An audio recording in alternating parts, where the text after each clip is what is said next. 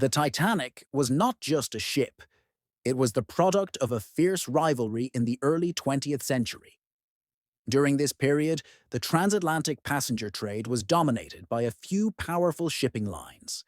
The German companies had already launched some of the fastest and most luxurious liners, and Britain wanted to reclaim supremacy. In response, the White Star Line commissioned three sister ships, Olympic, Titanic, and Britannic, that would combine size, luxury, and technological advancement on a scale never seen before. Construction of the Titanic began in 1909 at the Harland and Wolff shipyard in Belfast, Ireland. Thousands of workers labored for more than 2 years to complete her.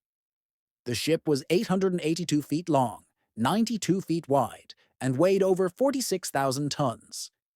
It was powered by two reciprocating steam engines and one massive turbine engine, turning three propellers. She could reach a top speed of around 23 knots. Not the fastest ship, but her true selling point was size and comfort. Her interiors were inspired by the grandeur of English country houses and palaces, featuring oak-paneled dining rooms, gilded staircases, Turkish baths, smoking lounges, libraries, and even an onboard swimming pool. For first-class passengers, she offered a lifestyle of luxury that rivaled the finest hotels in Europe. The Titanic was divided into different classes. First class carried the wealthy elite, industrialists, aristocrats, and celebrities. Among them were John Jacob Astor Thor, one of the richest men in America, Benjamin Guggenheim, and Isidor Straus, co-owner of Macy's department store. Second, class provided comfortable accommodations for professionals, merchants, and middle-class families. Third class, or steerage, was packed with immigrants from Ireland, Scandinavia, Eastern Europe, and the Middle East, many of whom carried dreams of a new life in America. Despite being the cheapest option, even third-class accommodations on Titanic were considered far superior to what immigrants experienced on earlier ships. The Titanic set sail from Southampton on April 10, 1912. It stopped at Cherbourg, France, to pick up more passengers, then at Queenstown, now Cove, Ireland, before heading out across the Atlantic. On board were over 2,200 people, including more than 900 crew members. The voyage was filled with optimism.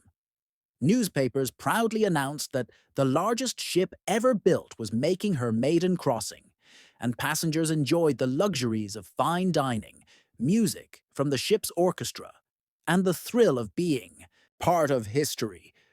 But the North Atlantic in April was dangerous, filled with drifting icebergs carried south from Greenland. During the voyage, the Titanic received at least 6 warnings from other ships about ice fields in her path.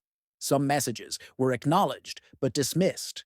The ship's crew, confident in her design and eager to keep to schedule, maintained nearly full speed. On the night of April 14th, the air was unusually still, the sea calm like glass, and the sky filled with stars. Lookouts stationed in the crow's nest scanned the horizon, but because the ocean was so calm, no waves broke against the base of the icebergs, making them difficult to spot. At 11:40 p.m., lookout Frederick Fleet spotted a dark mass looming ahead and rang the warning bell, shouting, "Iceberg, right ahead!" The officers on the bridge ordered the ship to turn, and the engines reversed, but the Titanic's enormous bulk could not avoid the collision. She scraped along the side of the iceberg, which ripped open more than 300 feet of her hull below the waterline. The damage was fatal. 5 watertight compartments began to flood, and because the watertight bulkheads did not extend high enough, water spilled from one into the next. The ship's designer, Thomas Andrews, who was on board, examined the damage and grimly told the UEE captain that the ship had only about an hour or two to stay afloat. Chaos unfolded as passengers were awakened and told to put on life jackets. The Titanic carried only 20 lifeboats, enough for about half the people on board, because maritime laws of the time did not require more. Some officers hesitated to fill the boats to capacity, fearing they might break when lowered. As a result, the first lifeboats launched half empty, even as hundreds waited on deck. Women and children were given priority, though many men tried to remain calm and gave up their places. Stories of bravery and tragedy emerged.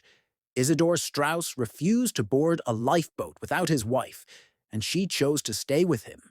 Benjamin Guggenheim dressed in evening clothes and declared, "We are dressed in our best and prepared to go down like gentlemen." The ship's band continued to play music to calm the passengers until the very end. By around 2:20 a.m. on April 15th, the Titanic's bow had sunk deep beneath the waves, and the stern rose high into the air. Lights flickered and then went out. With a thunderous roar, the ship broke in two and disappeared beneath the freezing waters of the Atlantic. Over 1,500 people were left in the icy sea. Most died within minutes from hypothermia. Only those in the lifeboats had a chance of survival. Hours later, the Carpathia, a Cunard liner, arrived and rescued the 700 survivors. The sinking of the Titanic stunned the world.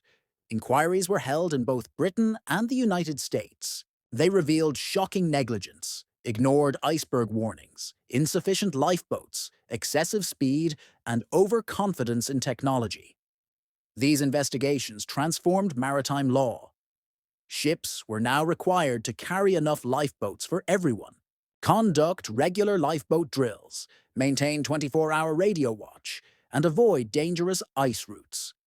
The International Ice Patrol was formed to monitor icebergs and prevent another tragedy. For decades, the Titanic lay undiscovered, her exact resting place unknown. In 1985, oceanographer Robert Ballard located the wreck, 12,500 feet beneath the surface. The ship lay in two main pieces, surrounded by debris fields of furniture, personal belongings, and relics of the lives lost.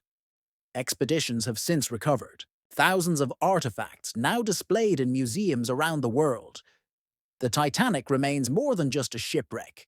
It has become a symbol of human ambition, pride, and vulnerability. It represents both the triumph of engineering and the tragedy of hubris. More than a century later, the story continues to capture imaginations through books, documentaries, and films.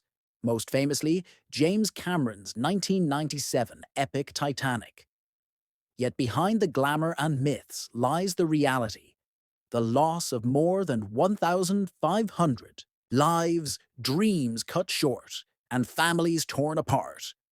The Titanic's legacy endures as a warning that no creation of man is ever invincible, and that nature always holds the final word.